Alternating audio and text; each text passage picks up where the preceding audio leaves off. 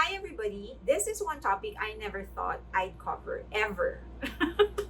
But so many of you have been asking me about how to buy Hybe stocks, where to buy, how much to buy, like what other stocks are good and stuff like that. And I thought I'd just do this video because I don't want you to go to some TikTok influencer or Instagram influencer who's actually getting paid to say what they want. They are actually saying, at least with me, you know that this is actually objective information. That being said, this is not meant to become a comprehensive research and definitely not a financial advice. So this is just a start.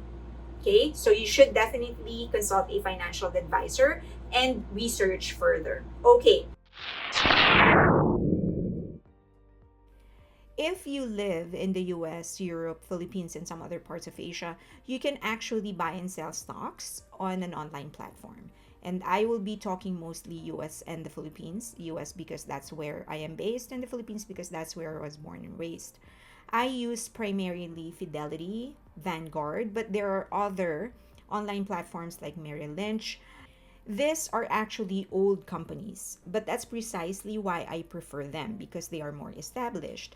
It does not guarantee 100% safety, but no platform does. But at least with Fidelity, Vanguard, Merrill Lynch, they have a proven track record and they are established companies. Now, there are a lot of young people that prefer new platforms like Robinhood. They are very user friendly, but these are startups. They don't have the history or the track record of companies like Fidelity and Vanguard and Merrill Lynch. But it's really all up to you. I do trade in both Fidelity and Vanguard because I like diversifying. Once you make your choice, open a regular trading account and you can start buying and selling stocks like Apple, Tesla, Coca Cola, and others.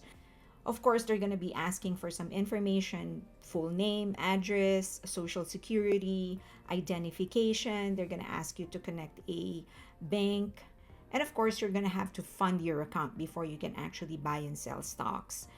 I would suggest take your time. I personally started buying one or two shares of stocks that are worth $10, $15 just as so I can get more comfortable with the platform and of course with trading itself. To buy an international stock like Hybe, you need an international trading account. With Fidelity and Vanguard, you can actually start the process in the dashboard of your regular trading account. If you cannot find it in the dashboard, just search or call. They are normally more than willing to help because they want you to invest. So remember this: if anything is not clear, stop, ask people, call the company so that everything is clear before you proceed. All right, now that is covered. That's how you buy international stocks like Hype. Let's discuss the realities of stocks. I often joke that stock trading is actually like a Ponzi scheme because there are several perceived similarities, but they are really fundamentally very different. They operate in different principles, and of course, stock trading is very much regulated. But in the interest of full objectivity, these are some of the things that they find similar. Returns from new investment. In a Ponzi scheme, returns for older investors are paid by the investments of new investors rather than from profit earned of a business. Critics of stock market mechanics might argue that in some cases, particularly with stocks that don't pay dividends, the only way for you to profit is by selling the stock at a higher price to new investors, somewhat mirroring this aspect of Ponzi scheme. Another thing, the greater fool theory. This theory suggests that one can make money from buying overvalued stocks as long as there's a greater fool to sell it to at a higher price later. This reliance on continually finding new buyers can resemble the structure of a Ponzi scheme, where the scheme collapses when no new investors can be found. Another is the lack of fundamental value. Companies that have high stock valuations without profits or even revenues can lead to comparisons with Ponzi schemes where the value isn't based on tangible returns but on promise of future earnings or speculative values. I don't know if you know this, Hertz is one good example of this. They actually declared bankruptcy during the pandemic, and the very next day, their stock actually went up 1,000 times. It was crazy. As I've said, there are very fundamental differences. Companies in the stock market have legitimate business operations. Most publicly traded companies engage in legitimate business activities, generating revenue through goods or services, which is fundamentally different from a Ponzi scheme where no real business or investment exists. Next is regulation and transparency. Stock markets are heavily regulated with requirements for transparency, financial reporting, and oversight, unlike Ponzi schemes which operate in secrecy.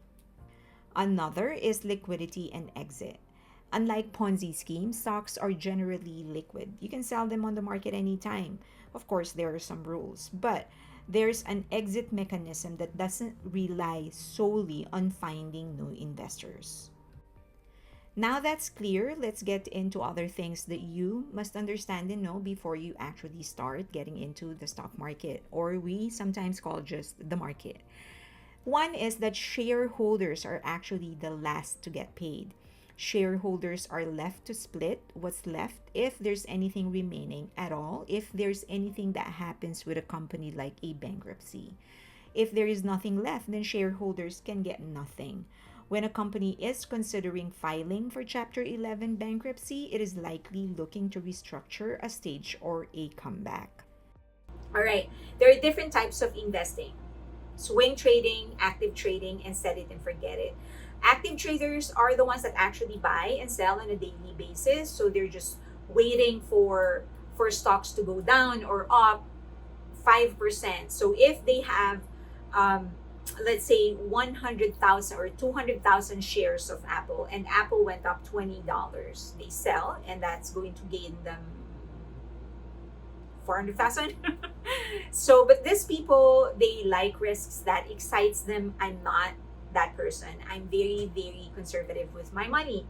And so I am more a mix of set it and forget it and swing trading. Swing trading is when you only do something once it hits your target. So for platforms like Fidelity and Vanguard, you can actually do timed investing. So for example, you set a goal. If Apple, for example, if Apple goes up 20%, so that's my target. If Apple goes up 20%, I am going to set it so that the system automatically sells my share. Okay. Or you can do it the other way. If Apple goes down 20%, buy. So the system can also do that. Of course, you need to have money in there. So that's swing trading. You're just waiting for a specific trigger so that you can sell or buy. Set it and forget it, that is mostly what I do. I just continuously buy stocks, and then that's there. I'm not selling it, I'm not touching it, because that's for my retirement when I am ready to just not work. That's where I'm going to get my income. So that's more me. Is there a way to mitigate risks? At least lessen the risks. No matter what you do, there will always be risks. It will always be risky. One way for me, my personal principle is that I always research the company that I am investing in, and I make sure that they are established, that they are big. Is it a guarantee that they're not going to do Chapter 11 or declare bankruptcy? It does not, but at least because they're bigger, then it is going to take longer before they actually crash and burn. The other thing is that you do need to diversify. So don't only rely in the stock market for your money. Make sure that you are invested in other ways.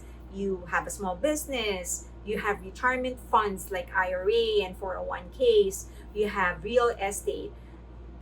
Invest in as many assets as you can. Of course, you need to have cash, and that is the only way that you are going to lessen the risk but not totally eliminate it. Okay, if you have, in other countries, there is what we call a pension plan. In the Philippines, for example, in the US, we call it an IRA, individual retirement account, or 401k if it is sponsored by the company. So I have both. The company that I work for full time actually offers 401k and then IRA. is the one that I am just investing in. So I don't know the equivalent in Europe. In the Philippines, there is social security. The US also has social security. In the Philippines, there is social security pension. When you retire, then you're going to get some money. And then there's also private pension plans. So you can get those. Those companies, all of those, they actually invest the money in the market. So you actually are still investing. You just don't know. It's not you that's actually investing. It's somebody else. Now, a lot of these rich people, many of them are actually not liquid, meaning if you say, oh, he is worth 20 billion, he doesn't actually have 20 billion dollars in cash.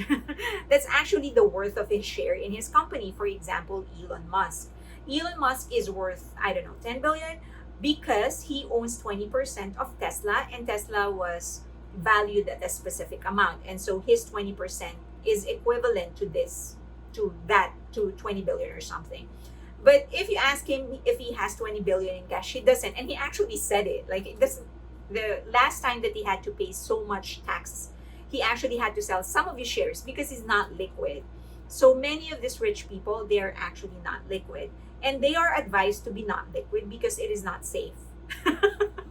um, Many of them they usually get fund managers, business managers, and the business managers and fund managers and financial managers, they help these rich people invest their money.